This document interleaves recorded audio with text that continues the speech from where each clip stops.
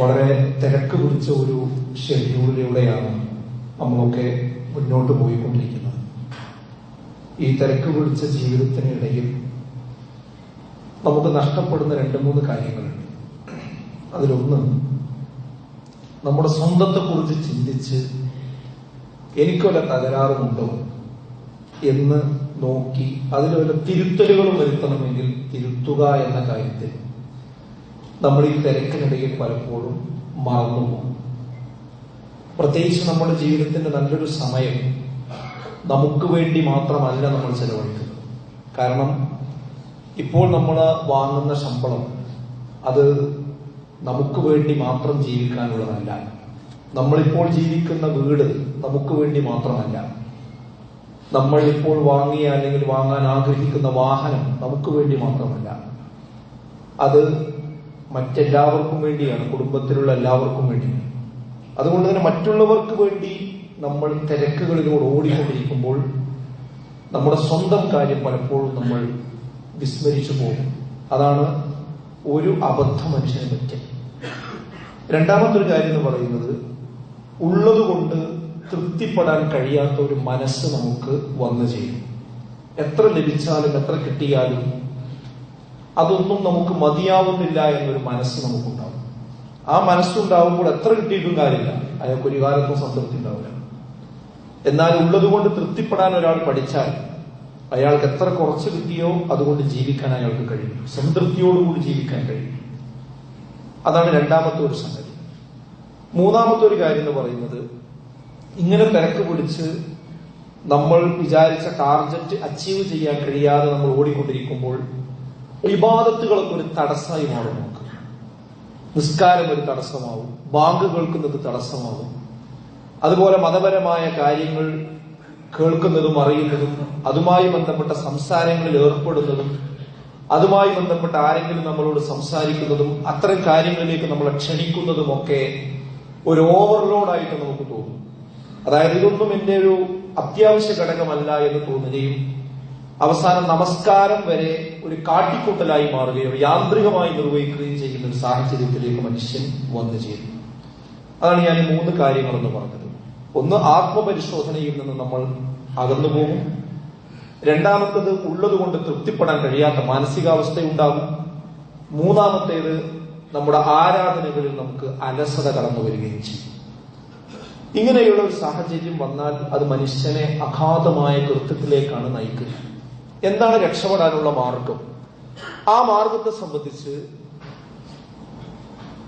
പ്രസിദ്ധ പണ്ഡിതനായ ദക്കാഖ് റഹിമഹുല്ലാഹ് പറഞ്ഞ ഒരു പരിഹാരമുണ്ട്. അദ്ദേഹം പറഞ്ഞത് ഇതാണ്. ഖാല ദക്കാഖ് റഹിമഹുല്ലാഹ്, മൻ അക്സറ മിൻ ദിക്രിൽ മൗതി ഉക്രിമ ബിസലാസതി അഷ്യാ. മൻ അക്സറ, ആരെങ്കിലും അധികരിപ്പിച്ചാൽ, മിൻ ദിക്രിൽ മൗത്ത്, മരണത്തെക്കുറിച്ചുള്ള ചിന്ത ആരെങ്കിലും അധികരിപ്പിക്കുകയാണെങ്കിൽ, ഉക്രിമ ബിസലാസതി അഷ്യാ, 3 കാര്യങ്ങളെ സംബന്ധിച്ച് അള്ളാഹു അവന് ആദരവ് നൽകുമെന്നാണ്. 3 കാര്യങ്ങളെ കൊണ്ട് ആദരിക്കുമെന്നാണ്. ഏതാണ് ആ 3 കാര്യം? ഒന്ന്, തഅജീൽ തൗബ. ഒന്നാമത് നേരത്തെ നമ്മൾ പറഞ്ഞ വിഷയം തന്നെ, തൗബക്ക് വേണ്ടി ധൃതി കൂട്ടുവാനുള്ള ഒരു മനസ്സ് അവർക്കുണ്ടാകും. അഥവാ ഞാൻ മരിക്കും എന്ന ചിന്ത ഒരാൾക്ക് വരുമ്പോഴാണ് പടച്ചോനെ ഒരു ആത്മപരിശോധന ആവശ്യമാണല്ലോ, ഈ പോക്ക് പോയാൽ ശരിയാവില്ലല്ലോ എന്ന ഒരു തോന്നലുണ്ടാവുക. അതാണ് തഅജീൽ തൗബ എന്ന് പറഞ്ഞത്. രണ്ടാമത് പറഞ്ഞത് വഖനാഅത്തുൽ ഖൽബ്, മനസ്സിന് വല്ലാത്ത സംതൃപ്തി ഉണ്ടാകും. ഉപജീവന മാർഗം അല്പം കുടുസായി നിൽക്കുമ്പോൾ പോലും ഉള്ളത് കൊണ്ട് അവന് തൃപ്തിപ്പെട്ട് ജീവിക്കാൻ കഴിയും. കാരണം ഞാൻ മരിക്കേണ്ടവനാണ് എന്നൊരു ഓർമ്മ ഉണ്ടാകുമ്പോൾ ഇത് മതി എന്ന് തോന്നും. അല്ല, ഞാനിവിടെ എല്ലാവരും മരിച്ചാലും ഞാൻ ഇവിടെ ഉണ്ടാവും എന്നുള്ള വിചാരമാണെങ്കിൽ കിട്ടിയതൊന്നും തയ്യില്ല. മൂന്നാമത്തെ കാര്യം നോക്കൂ നിങ്ങൾ, ഇബാദത്തുകൾക്ക് വല്ലാത്ത ആവേശമുണ്ടാകും. ബാങ്ക് കേൾക്കുമ്പോൾ അത് അവിടുത്തെ ബാങ്ക് നല്ല പറയാം. ബാങ്ക് കൊടുക്കുമ്പോൾ പള്ളിയിലേക്ക് പോകുന്ന ആ ഒരു കാലടികൾ വെക്കുന്ന അതിന്റെ പുണ്യത്തെക്കുറിച്ചാണ് ഓർമ്മ വരിക. അവിടെ പോയി ജമാഅത്ത് കാത്തിരിക്കുന്ന ആ സമയത്തുണ്ടാകുന്ന പുണ്യത്തെക്കുറിച്ചാണ് ഓർമ്മ വരിക. ബാങ്കിനും ഇഖാമത്തിനും ഇടയിൽ പ്രാർത്ഥിക്കുമ്പോൾ അതിന് ഉത്തരം കിട്ടുമെന്ന ആ ഒരു വലിയ ആഗ്രഹത്തോടു കൂടിയാണ് പള്ളിയിലേക്ക് പോവുക. അതാണ് മൂന്നാമത് പറഞ്ഞ ഇബാദ. ഇബാദത്തുകളിൽ വല്ലാത്ത ഉന്മേഷമുണ്ടാകും. എന്തേ കാര്യം? ഈ ഒരു വക്ത് നിസ്കരിക്കുന്നതിന് മുമ്പെങ്ങാനും ഞാൻ മരണപ്പെട്ടാൽ, ബാങ്ക് കൊടുത്താൽ പിന്നെ നമുക്ക് നിർബന്ധമാണ് നിസ്കാരം. പിന്നെ നമ്മൾ നിസ്കരിക്കുന്നതിന് മുമ്പ് മരിച്ചാൽ അതൊരു കടമാണ് അവിടെ. അപ്പൊ എന്താണ്? വേഗം പള്ളിയിലേക്ക് എത്തും. അതാണ് മരണത്തിനെ കുറിച്ചുള്ള ഓർമ്മ ഇബാദത്തുകളിൽ വലിയ ഉന്മേഷമുണ്ടാകും. എന്നിട്ട് അദ്ദേഹം പറഞ്ഞു, വമൻ നസിയൽ മൗത്ത്, നേരെ ഇതിന്റെ ഓപ്പോസിറ്റ്. വമൻ നസിയൽ മൗത്ത്, എന്നാൽ മരണത്തെക്കുറിച്ചുള്ള ഓർമ്മ നിങ്ങളിൽ നകന്നു പോവുകയാണെങ്കിലോ, ഉഖിബ ബിസലാസതി അശ്യാ, 3 കാര്യങ്ങളെ കൊണ്ട് നിങ്ങളെ ശിക്ഷിക്കുകയും ചെയ്യും. ഏതാണ് ആ 3 കാര്യങ്ങൾ? തസ്വീഫി തൗബ, ഒന്ന് നിങ്ങൾ തൗബ ഒഴിവാക്കും. നേരത്തെ പറഞ്ഞതിന് നേരെ എതിര്, നിങ്ങൾ തൗബ ഒഴിവാക്കും. കാരണം എന്താ? നേരത്തെ പറഞ്ഞ പോലെ എല്ലാരും മരിച്ചാലും ഞാനിവിടെ ഉണ്ടാവും എന്നാണ് പല ആൾക്കാരും വിചാരം, അല്ലെ? വാട്സപ്പിലാണ് ഇന്ന് മരണ വാർത്തകൾ വന്നുകൊണ്ടേയിരിക്കുന്നത്. ഓരോ വാർത്ത വരുമ്പോഴും അതിന് ചുവട്ടിൽ നമ്മൾ ഇന്നാ ലില്ലാഹി വ ഇന്നാ ഇലൈഹി റാജിഊൻ എന്ന് പറയും. അള്ളാഹു അദ്ദേഹത്തിന് മഗ്ഫിറത്ത് നൽകട്ടെ എന്ന് നമ്മൾ അവിടെ കമന്റ് അടിക്കും. നമ്മുടെ ഒരു വിചാരമാണെന്ന്, എല്ലാവരും മരിക്കും, എല്ലാവർക്കും ഇന്നാ ലില്ലാഹി വ ഇന്നാ ഇലൈഹി റാജിഊൻ പറയാൻ നമ്മൾ ഉണ്ടാകും. പക്ഷേ ഇതുപോലെ വാട്സപ്പിൽ നമ്മുടെ മരണവാർത്ത എന്ന് വരും, എപ്പോൾ വരും എന്ന് പലപ്പോഴും ആരും ഓർക്കാറില്ല. അതിനധികം സമയം വേണ്ടതില്ല. അങ്ങനെയുള്ള ഒരു ചിന്തയുള്ള ഒരാളെ സംബന്ധിച്ചിടത്തോളം തെറ്റ് സംഭവിക്കാൻ അനുവദിക്കൂല. അതോടൊപ്പം തന്നെ അത് കഴുകിക്കളയാൻ ശ്രമിച്ചുകൊണ്ടിരിക്കും. അതാണ് തസ്വീഫി തൗബ. അയാള് എന്ത് ചെയ്യും? മരണചിന്ത ഇല്ലെങ്കിൽ ഈ തൗബ ഒഴിവാക്കുന്ന അവസ്ഥയുണ്ടാകും. പിന്നെ പറഞ്ഞത് എന്താ? ഉള്ളത് കൊണ്ട് തൃപ്തിപ്പെടാൻ കഴിയാത്തൊരു മനസ്സവനുണ്ടാകുമെന്നാണ്. ഒരാൾക്ക് 10,000 രൂപയാണ് ഒരു മാസം ശമ്പളം അല്ലെങ്കിൽ കൂലി. എന്നാൽ വേറെ ഒരാൾക്ക് 1,00,000 രൂപയാണ് ഒരു മാസം കിട്ടുന്നത്. 2 പേർക്കും 2 മക്കളാണുള്ളത്. പക്ഷെ ആ മാസം കഴിയുമ്പോൾ ആ 10,000 കിട്ടിയവന് 1000 രൂപ ഒരുപക്ഷെ എടുത്തു വെക്കാനുണ്ട്. 1,00,000 കിട്ടിയവന് 50,000 രൂപ കടം. എന്താ വിഷയം? ഉള്ളത് കൊണ്ട് തൃപ്തിപ്പെട്ട് ജീവിക്കുവാനുള്ള മാനസികാവസ്ഥയില്ല. ഒരാൾ പറഞ്ഞു, ഇസ്ലാമികമായ ഒരു കാര്യത്തിന് വേണ്ടി കാശ് ചോദിച്ചപ്പോൾ അയാൾ പറയണം, ഞാൻ കടത്തിലാണ്. എന്താ കടം? കടത്തെക്കുറിച്ച് കൂടുതൽ അന്വേഷിച്ച് നോക്കുമ്പോഴാണ് അദ്ദേഹം പറയുന്നത്, എന്ത്? ഞാനിപ്പോ ഇന്ന സ്ഥലത്ത് ഇത്ര ഏക്കർ സ്ഥലം എടുത്തിട്ടുണ്ട്. ആ സ്ഥലം ഇന്ന ദിവസം രജിസ്റ്റർ ചെയ്യണം. അത് രജിസ്റ്റർ ചെയ്യണമെങ്കിൽ 3 കോടി രൂപ ആ ദിവസമാകുമ്പോഴേക്കും ഉണ്ടാക്കണം. അതുകൊണ്ട് ഞാൻ കടത്തിലാണ്. ഈ കട എന്നാ തീരാ? ആ 3 കോടി ഉണ്ടാക്കിയിട്ട് അത് രജിസ്റ്ററിനോട് കൂടി പിന്നെ 10 കോടിന്റെ സ്ഥലം വേറെ, 10 കോടിന്റെ പ്രൊജക്ട് വേറെ തുടങ്ങുകയാണ്. അപ്പോഴും കടല്ലേ. എന്നാ ഈ കടം തീരുക? ഇതാ കടം. നമ്മുടെ കാഴ്ചപ്പാടുകൾക്കനുസരിച്ച് അലാസ്റ്റിക്കുകൾ പോലെ വലിച്ചു നീട്ടുകയാണ് ആഗ്രഹങ്ങളെ. എന്നിട്ട് അതിനനുസരിച്ച് പ്രൊജക്ട് ഉണ്ടാക്കുകയാണ്, പദ്ധതി ഉണ്ടാക്കുക. ഒരു കാലത്ത് ഒരു സക്കാത്ത് കൊടുക്കാൻ പോലും കഴിയില്ല. അതാ പറഞ്ഞത് എന്ത്? ഇവിടെ ഉള്ളത് കൊണ്ട് തൃപ്തിപ്പെടാൻ കഴിയാത്തൊരു മനസ്സ് മനുഷ്യന്മാർക്ക് ഉണ്ടാവും മരണത്തെക്കുറിച്ച് മറന്നാൽ. പിന്നെയോ 3-ാമത് ഇബാദത്തിനെ കുറിച്ച് മടുപ്പ് തോന്നും. ഇബാദത്തിനെ കുറിച്ച് മടുപ്പ് തോന്നും. കാരണം എന്താ? അതൊരു ഭാരമായി തോന്നും. ബാങ്കും ഇഖാമത്തും ഭാരമായി തോന്നും. സക്കാത്ത് കൊടുക്കൽ ഭാരമായി തോന്നും. മതപരമായ പ്രവർത്തനങ്ങൾ ഭാരമായി തോന്നും. ഇസ്ലാമികമായ ഒരു പ്രസിദ്ധീകരണം കയ്യിലെടുത്ത് വായിക്കുന്നത് ഒരു സമയം പോക്കായി തോന്നും. മതപരമായ ഒരു കാര്യത്തിന് വേണ്ടി ഒരാളോട് സംസാരിക്കുകയോ യാത്ര ചെയ്യുകയോ അങ്ങനെയുള്ള ഒരു വേദിയിൽ പങ്കെടുക്കുകയോ ഒരു ഖുർആൻ ക്ലാസ് ആദ്യാവസാനം ഇരിക്കുകയോ ചെയ്താൽ ഒരു വേസ്റ്റായി തോന്നും. കാരണം അവന് സ്വാഭാവികമായി തോന്നും. അവരെ കുറ്റം പറഞ്ഞിട്ട് കാര്യമില്ല. അവന്റെ മനസ്സിലുള്ള ചിപ്പെന്താ? ഞാനിവിടെ എന്നും ഉണ്ടാവുന്നതാണ്. ആ ചിന്തയുള്ള ആളുകൾക്ക് ഇതൊക്കെ വേസ്റ്റായി തോന്നും, ഭാരമായി തോന്നും എന്നാണ് അദ്ദേഹം സൂചിപ്പിക്കുന്നത്. അതുകൊണ്ട് നമ്മുടെ മനസ്സിൽ ഭൗതികതയുടെ അളവ് വർദ്ധിക്കുമ്പോഴാണ് ഇതെല്ലാം സംഭവിക്കുന്നത്. എന്നാൽ മരണചിന്ത വർദ്ധിക്കുമ്പോഴാകട്ടെ നേരത്തെ പറഞ്ഞ പോലെ ഇതിനോടൊക്കെ ഉന്മേഷം ഉണ്ടാവുകയാണ് ചെയ്യുക. മിക്കവാറും ആളുകൾക്ക് ഷുഗർ ഉള്ള ഒരു കാലഘട്ടമാണ്. ആ ഷുഗർ ആവറേജ് നോക്കാൻ വേണ്ടി പോകും ആൾക്കാർ. എന്നിട്ട് ആ ബ്ലഡിലുള്ള ഷുഗറിന്റെ അളവ് നോക്കിയിട്ടാണ് ബാക്കി കാര്യങ്ങൾ തീരുമാനിക്കുക. ഇതേപോലെ നമ്മുടെ ബ്ലഡില് ഈ ഭൗതികതയുടെ അളവ് ഇടക്കും നമ്മളൊന്ന് പരിശോധിക്കണം. ഭൗതികതയുടെ അളവ് ബ്ലഡിൽ ഇങ്ങനെ മനസ്സിൽ ഇങ്ങനെ കൂടുമ്പോഴാണ് ഇങ്ങനെയുള്ള മതപരമായ കാര്യത്തിൽ നിന്നൊക്കെ നമുക്ക് ഇങ്ങനെ പുറകോട്ട് പോകുക. എന്നാൽ മരണത്തെക്കുറിച്ചുള്ള ചിന്തയാണ് നമുക്ക് നമ്മുടെ മനസ്സിൽ വർദ്ധിക്കുന്നത് എങ്കിൽ മതപരമായ കാര്യങ്ങൾ വല്ലാത്ത ആവേശത്തോടുകൂടി നമുക്ക് നിർവഹിക്കുവാൻ യാതൊരു പ്രയാസവും ഉണ്ടാവുകയില്ല എന്നത് തന്നെയാണ്. ഇന്ന് ഏത് കാര്യവും ഭൗതികമായ വീക്ഷണകോണിൽ നോക്കിക്കാണാനാണ് പല ആളുകളും ഇന്ന് ശ്രമിച്ചുകൊണ്ടിരിക്കുന്നത്. മരണചിന്തയും അതിന്റെ അടിസ്ഥാനത്തിലുള്ള മതചിട്ടയും പാലിക്കുന്നവരെ മതപൊട്ടന്മാർ എന്നാണ് ഇന്ന് സോഷ്യൽ മീഡിയ വിളിച്ചുകൊണ്ടിരിക്കുന്നത്. മതപരമായ കാര്യങ്ങളിലൂടെ വീക്ഷണകോണുകളിലൂടെ ഒരു കാര്യത്തെ നമ്മൾ വിലയിരുത്തി സംസാരിക്കുകയോ എഴുതുകയോ ഒക്കെ ചെയ്തു കഴിഞ്ഞാൽ അതിന്റെ അടിയിൽ വന്ന് കമന്റ് അടിക്കും. മുസ്ലിം പ്രൊഫൈലിലുള്ള ആൾക്കാർ വന്നിട്ട് പറയുന്നത് മതപൊട്ടന്മാരാണ്, ഇവർക്ക് മതം കൊണ്ടല്ലാതെ ചിന്തിക്കാൻ കഴിയില്ല, ഇവർക്ക് വേറെ മനുഷ്യന്മാരെ ബുദ്ധി കൊണ്ട് ചിന്തിക്കാൻ കഴിയില്ല എന്ന് പറഞ്ഞ് മതപരമായി ചിന്തിക്കുന്നത് പൊട്ടന്മാരാണ്, വിഡ്ഢികളാണ്. അതിനർത്ഥം എന്താ? ഞങ്ങളാണ് ബുദ്ധിമാന്മാർ, ഞങ്ങളാണ് വിവരമുള്ളവർ എന്ന ഒരു മറുവർത്തമാനം കൂടി അപ്പുറത്ത് നമുക്ക് കാണാൻ കഴിയും. എന്നാൽ നബി തിരുമേനി സല്ലല്ലാഹു അലൈഹി വസല്ലമ പറഞ്ഞതൊന്ന് കേൾക്കൂ നിങ്ങൾ. അൻ ഇബ്നു ഉമർ അന്നഹു ഖാൽ കുൻതു മഅ റസൂലില്ലാഹി സല്ലല്ലാഹു അലൈഹി വസല്ലം. ഇബ്നു ഉമർ റളിയല്ലാഹു അൻഹു പറയുകയാണ്, ഞങ്ങൾ റസൂലുള്ളാഹി സല്ലല്ലാഹു അലൈഹി വസല്ലമയോടൊപ്പം ഉണ്ടാകുന്ന സമയത്ത് ഫജാഅഹു റജലുൻ മിൻ അൻസാരി, അൻസാറുകളിൽ നിന്നൊരു മനുഷ്യൻ റസൂലുള്ളാഹിയുടെ അടുക്കൽ വരികയുണ്ടായി. ഫസല്ലമ അലൻ നബി സല്ലല്ലാഹു അലൈഹി വസല്ലം, എന്നിട്ട് പ്രവാചകന് സലാം പറയുകയും ചെയ്തു. ثم قال, എന്നിട്ട് പറഞ്ഞു, യാ റസൂലല്ലാഹ്, അല്ലാഹുവിന്റെ റസൂലേ, അയ്യുൽ മുഅ്മിനീന അഫ്ളൽ, ആരാണ് മുഅ്മിനീങ്ങളിൽ ഏറ്റവും ശ്രേഷ്ഠതയുള്ളവൻ? ഖാല, അവിടുന്ന് പറഞ്ഞു, അഹ്സനുഹും ഖുലുഖ, ഏറ്റവും നല്ല സ്വഭാവമുള്ളവരാരാണോ അവരാണ് ഏറ്റവും ഉത്തമരായ ആളുകൾ.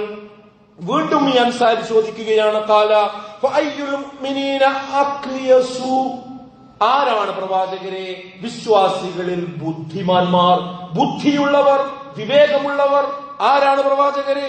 ഖാല, അവിടുന്ന് മറുപടി പറഞ്ഞു, അക്തറുഹും ബിൽ മൗതി ദിക്റൻ, നിങ്ങളുടെ കൂട്ടത്തിൽ ആരാണ് മരണത്തെക്കുറിച്ച് കൂടുതൽ ഓർക്കുകയും വഅഹ്സനുഹും ലിമാ ബഅദഹു ഇസ്തിഅദാദൻ, അതിനനുസരിച്ചുകൊണ്ട് തന്റെ ജീവിതത്തിന്റെ പ്രയോറിറ്റിയെ, തന്റെ ജീവിതത്തിന്റെ മുൻഗണനാക്രമങ്ങളെ, തന്റെ ജീവിതത്തിന്റെ വഴികളെ, തന്റെ ജീവിതത്തിന്റെ പാഥേയങ്ങളെ, തന്റെ ജീവിതത്തിന്റെ തുടക്കം മുതൽ അവസാനം വരെ, തൊട്ടിൽ മുതൽ കട്ടിൽ വരെ, രാവ് മുതൽ പകൽ വരെ ഉള്ള ഭാഗങ്ങളെ മതപരമായി ആര് ചിട്ടപ്പെടുത്തി മുന്നോട്ട് പോകുന്നുവോ ഉലൈക്കൽ അഖ്യാസ്, അവരെയാകുന്നു ബുദ്ധിമാന്മാർ എന്ന് വിളിക്കുന്നത്.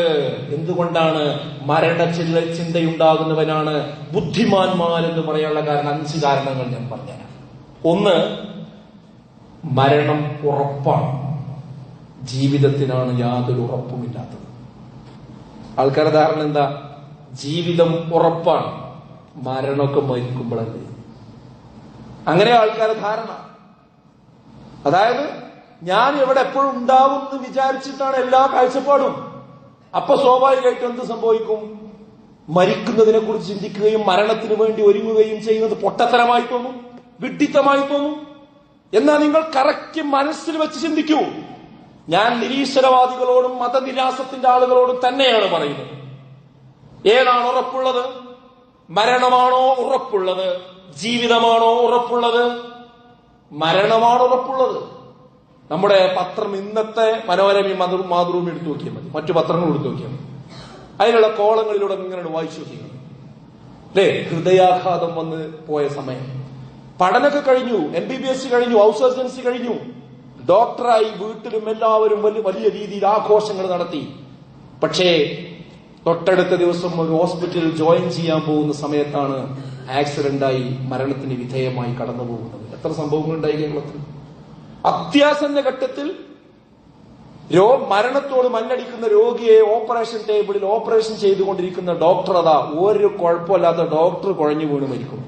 വേറൊരാളാണ് ഓപ്പറേഷൻ പൂർത്തിയാക്കണു, ആ രോഗി പിന്നെയും ജീവിക്കണം. ആലോചിക്ക് എത്ര സംഭവങ്ങൾ കേരളത്തിലുണ്ടായി. സുഹൃത്തുക്കളെ, ഇത് മനുഷ്യൻ അത്രേ ഉള്ളൂ.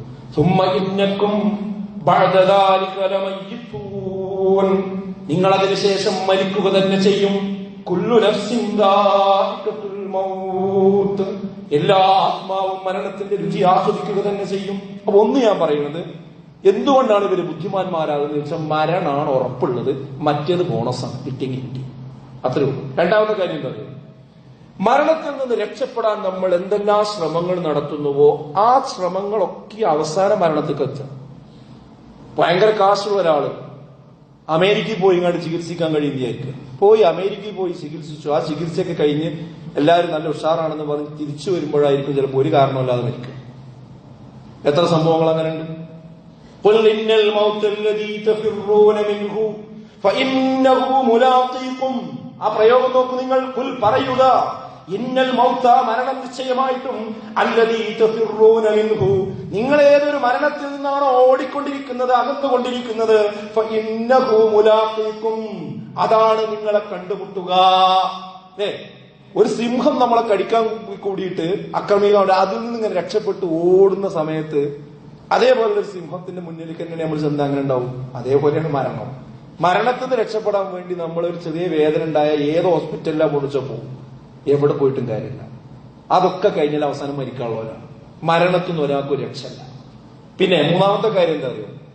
മരണത്തിന്റെ പ്രത്യേകത എന്ന് പറയുന്നത് നേരത്തെ വരൂല. നേരത്തെ വരൂല എന്ന് മാത്രമല്ല, വൈകി വരൂല, സമയത്ത് വരും. സമയത്ത് വരുന്ന ഒരു അതിഥി ഉണ്ടെങ്കിൽ അത് മരണം മാത്രമാണ്. ഫഇദാ ജാഅ അജലുഹും ഒരാളുടെ അവധി എത്തിക്കഴിഞ്ഞാൽ ലാ യസ്തഖിറൂന സഅതൻ വലാ യസ്തഖ്ദിമൂൻ ഒരിക്കലും മുന്തിക്കുകയോ പിന്തിക്കുകയോ ചെയ്യില്ല. ആ സന്ദർഭത്തിൽ അത് സംഭവിച്ചിരിക്കും. ഇനി എവിടെയെങ്കിലും പോയി ഒളിച്ചിട്ട് കാര്യമുണ്ടോ? ഐനമാ തകൂനു യുദിരിക്കുമുൽ മൗത്ത് വലൗ കുൻതും ഫീ ബുറൂജിൻ മുശയ്യദ എത്ര വലിയ കോട്ടകൊത്തളങ്ങളിൽ നിങ്ങൾ പോയി ഒളിച്ചാലും ആ മരണം നിങ്ങളെ കൈപ്പെടുത്തുക തന്നെ ചെയ്യും. അതിൽ നിന്ന് രക്ഷപ്പെടാൻ നിങ്ങൾക്ക് കഴിയില്ല. നമ്മൾ അമേരിക്കയിൽ വെച്ച് മരിക്കാനാണ് അള്ളാഹ് വിധിച്ചിട്ടുള്ളതെങ്കിൽ അമേരിക്കയിലേക്ക് പടച്ചോ നമ്മളെ കൊണ്ടുപോകും. അതിനൊരു കാരണം ഉണ്ടാക്കും, അതിനൊരു സന്ദർഭം ഉണ്ടാക്കും. നോക്കൂ, നിങ്ങൾ റസൂലുള്ളാഹി പറഞ്ഞത്, ഇദാ ഖലല്ലാഹ് അല്ലാഹു വിധിച്ചാൽ ഒരടിമക്ക് ഒരു പ്രത്യേക സ്ഥലത്ത് വെച്ച ഒരു അടിമ മരിക്കണമെന്നുള്ള തീരുമാനിച്ചിട്ടുണ്ടെങ്കിൽ അങ്ങോട്ട് പോകാൻ ഒരാവശ്യം അല്ലാഹു ഉണ്ടാക്കി കൊടുക്കും. എവിടെയാണോ അവിടേക്കാണ് പോകും. അപ്പൊ നമ്മൾ എവിടെ മരിക്കാം എന്ന് നമുക്കറിയില്ല, പഠിച്ചോന്നറിയാം. അത് തീരുമാനം. നമ്മൾ ഈ രാവിലെ അലാറം വെക്കുമല്ലോ, അലാറം വെച്ച് 5 മണിക്കോ അല്ലെങ്കിൽ 4 മണിക്കോ അലാറം വെച്ചിട്ടുണ്ടെങ്കിൽ അതാ 4 മണിക്ക് സൂചി അവിടേക്ക് നിൽക്കുന്നതോടുകൂടി അലാറം അടിക്കും. അതേപോലെ അലാറം നമുക്ക് വെച്ച് കഴിഞ്ഞിട്ടുണ്ട്. അത് 4-ാം മാസത്തിൽ വെച്ച് കഴിഞ്ഞിട്ടുണ്ട്. അത് ഇപ്പൊ ഞാൻ ഈ മിമ്പർമെന്ന് ഇറങ്ങുമ്പോഴാണോ എനിക്കറിയില്ല, നമ്മൾ പള്ളിക്ക് നിന്ന് തിരിച്ചു പോകുമ്പോഴാണോ നമുക്ക് പറയാൻ കഴിയില്ല. ഇപ്പൊ ഇന്നലെ നോക്കി നിങ്ങൾ, നമ്മളൊരു വളരെ സജീവനായ ഒരു ദാഴിയുടെ പ്രവർത്തകൻ, അതേപോലെ ഇപ്പൊ അടുത്ത ദിവസം വരെ നാട്ടിലുണ്ട്, നല്ല ആരോഗ്യവനായ അദ്ദേഹം സൗദി അറേബ്യയിൽ ഹായിലാണ് പോയി. ഇന്നലെ അറ്റാക്ക് ഉണ്ടായി മരണപ്പെട്ടു. അള്ളാഹു അദ്ദേഹത്തിന് മഹഫറത്ത് നൽകിയിരിക്കുമാണ്. പക്ഷെ സന്തോഷമാണ്. എന്താ സന്തോഷം? നാട്ടിൽ വന്നാലും അവിടെയാണെങ്കിലും അദ്ദേഹത്തിന് ദീനീ കാര്യങ്ങൾ കഴിഞ്ഞിട്ട് ബാക്കി വിഷയവും. അത് അദ്ദേഹത്തിന്റെ പ്രത്യേകത. അപ്പൊ സന്തോഷമാണ്. നേരെ തിരിച്ചാണെങ്കിൽ അതിന്റെ സങ്കടം നിങ്ങൾ ആലോചിച്ചു. എല്ലാം കഴിഞ്ഞിട്ടാണ് അവസാനം നിസ്കാരത്തുമ്പോ ദീന്റെ കാര്യത്തിൽ എത്തുന്നത്. മരിച്ചിട്ട് പോയ കഴിഞ്ഞില്ല. നമ്മളെ കൂടെ ജയ് വിളിച്ചവനും അങ്ങാടിയിൽ ചായ വാങ്ങി തന്നവനും കറങ്ങാൻ കമ്പനി കൂടിയവനൊന്നും കബർക്കണ വരില്ല. നമ്മളടുത്തുള്ള അമല ഉണ്ടാവും. അതുകൊണ്ട് സുഹൃത്തുക്കളെ, നന്നായി നമ്മൾ എന്ത് ചെയ്യണം? നമ്മളെ കുറിച്ച് ചിന്തിച്ചേ പറ്റൂ. ഒരു കാരണവശാലും നമ്മളെ മറന്നുകൊണ്ട് നമ്മൾ ജീവിക്കാൻ പാടില്ല എന്നാണ് ഞാൻ പറഞ്ഞതിന്റെ ചുരുക്കം. മതനിഷേധികൾക്ക് വായടപ്പൻ മറുപടിയാണ് അള്ളാഹു മരണത്തെക്കുറിച്ച് പറഞ്ഞുകൊണ്ട് കൊടുക്കുന്നത്. എന്താ? ഫലൗല ഇദാ ബലഗത്തിൽ ഹുൽഖൂം, തൊണ്ടക്കുഴിയിൽ ആ മരണം വന്നെത്തി അതിനെ നിങ്ങൾക്ക് തടയാൻ പറ്റുമോ? ഫലൗല ഇൻ കുൻതും ഗൈറ മദീനീൻ, പ്രതിഫല നടപടിക്ക് വിധേയരാകാത്തവരാണോ അവർ? തർജിഊനഹാ ഇൻ കുൻതും സ്വാദിഖീൻ, അപ്പോൾ നിങ്ങൾ ദൈവിക നിയമത്തിന് വിധേയരല്ലാത്തവരാണെങ്കിൽ നിങ്ങൾക്ക് എന്തുകൊണ്ട് ജീവൻ മടക്കിയെടുക്കാൻ കഴിയുന്നില്ല? നിങ്ങൾ സത്യവാന്മാരാണെങ്കിൽ. പരലോകമില്ല, പടച്ചോനുമില്ല, മതം വിശ്വസിക്കണവരും അതനുസരിച്ച് നടക്കുന്നവരൊക്കെ പൊട്ടന്മാരാണ് എന്നൊക്കെ പറഞ്ഞ് നടക്കുന്ന ആൾക്കാരോട് ചങ്കിൽ തറക്കുന്ന ചോദ്യമാണ് അള്ളാഹ് ചോദിക്കുന്നത്. അങ്ങനെയാണെങ്കിൽ എടോ ഇജൊന്നും ജീവിക്കുക, ഈ മരിക്കാതെ ജീവിക്കുക. ആർക്കാ മറുപടി പറയാൻ കഴിഞ്ഞത്? ഹാമാന് കഴിഞ്ഞോ? കാറൂന് കഴിഞ്ഞോ? ഫിർഔനിന് കഴിഞ്ഞോ? ഹിറ്റ്ലർക്ക് കഴിഞ്ഞോ? മൊസോളിനിക്ക് കഴിഞ്ഞോ? ലോകത്തെ വിറപ്പിച്ച രാജകിങ്കരന്മാർക്ക് കഴിഞ്ഞോ? കഴിഞ്ഞില്ലെന്ന് മാത്രമല്ല, അസ്വസ്ഥരായ അവനവന്റെ റിവോൾവർ നേരെ നെറ്റിയിലേക്ക് പിടിച്ച് വെടിവെച്ച് ആത്മഹത്യ ചെയ്ത ചരിത്രമാണ് നമ്മുടെ മുമ്പിലുള്ളത്. ഓർത്തു വെക്കണം. നമ്മൾ ഒരാൾക്കും കഴിയില്ല സുഹൃത്തുക്കൾ, മരിച്ചേ പറ്റൂ. അതുകൊണ്ട് മരണം ഒരു സത്യമാണ്. അതിനുശേഷമുള്ള ജീവിതമാണ് യാഥാർത്ഥ്യം. വല്ലാഹിറത്തു ഖൈറും വഅബ്ഖാ, അതാണ് ഇന്ന് ബാക്കിയാവും. ഇവിടുത്തെ പെട്ടെന്ന് തീരും. ആദ്യത്തെ ഒരു മാസമൊക്കെ ആൾക്കാർ അങ്ങോട്ടും ഇങ്ങോട്ടും ചർച്ച ചെയ്യും, പെരക്കാരൊരു ഒരു കൊല്ലം കൂടി ചർച്ച ചെയ്യും. പിന്നെ അങ്ങനെ ആളുണ്ടായി തന്നെ ഓർമ്മ ഉണ്ടാവില്ല. വോട്ട് ചേർക്കാൻ ആള് വരുമ്പോൾ മരിച്ചുപോയി എന്ന് പറയും. അത്രേ നമുക്കൊക്കെ വിലയുള്ളൂ. നമ്മളിരിക്കുന്ന സ്ഥലത്ത് നമ്മളെ ഭാര്യനെ വേറെ ആൾ കല്യാണം കഴിക്കും. നമ്മളൊരു സ്കൂളിലാണെങ്കിൽ അവിടെ വേറെ ഹെഡ്മാസ്റ്റർ വരും. നമ്മളൊരു ഓഫീസിലാണെങ്കിൽ അവിടെ വേറെ ആൾ അതിന് തൊട്ടടുത്ത ആളുകൾ വരും. ആ കാര്യങ്ങളൊക്കെ നടക്കും. നമുക്കൊന്നും നമ്മളുണ്ടാകുമ്പോൾ അതൊക്കെ നടക്കണം. നമ്മളെ പരലോകം മറക്കരുത്. അല്ലാഹു നമുക്ക് എല്ലാവർക്കും തൗഫീഖ് നൽകി അനുഗ്രഹിക്കുമാറാകട്ടെ.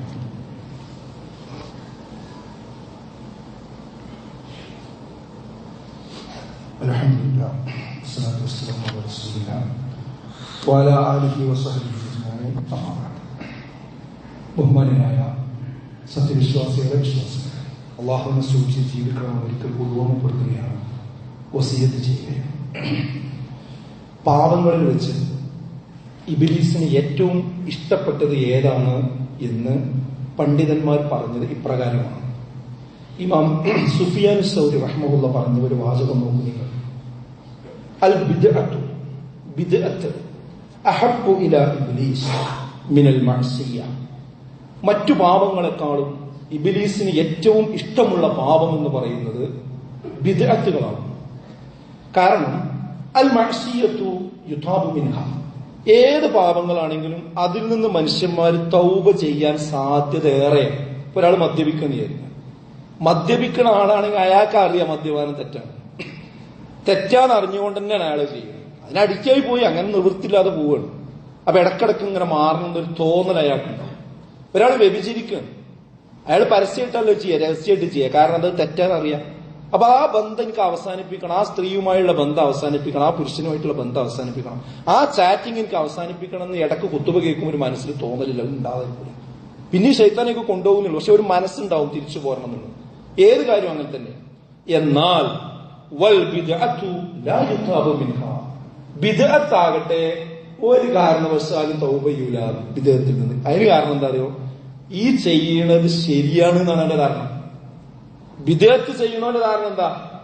അത് തെറ്റാണെന്നല്ല, അത് ശരിയാണ്, അത് പുണ്യം കിട്ടുന്ന കാര്യമാണ് എന്ന് വിചാരിച്ചിട്ടാണ് അത് ചെയ്യുന്നത്. അപ്പൊ ഒരു കാലത്തും അത് തെറ്റ് തിരുത്തൂല, ഒരു കാലത്തും തൗബ ചെയ്യൂല. അതുകൊണ്ടാണ് ഇബ്ലീസിന് ഏറ്റവും ഇഷ്ടം ഏതാണ്? ഈ